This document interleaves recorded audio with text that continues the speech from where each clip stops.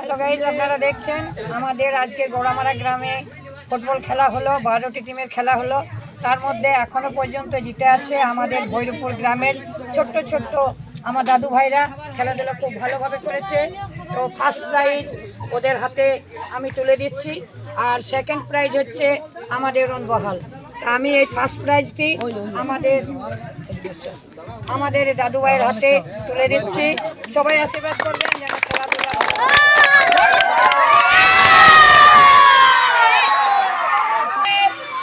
আপনারা তো দেখলেন ফার্স্ট প্রাইজ হাতে তুলে দিলাম, এবং রনবহালের আমাদের সেকেন্ড হয়েছে। তার জন্য আমি এই দাদু ভাইয়ের হাতে আমি ট্রফিটি তুলে দিচ্ছি।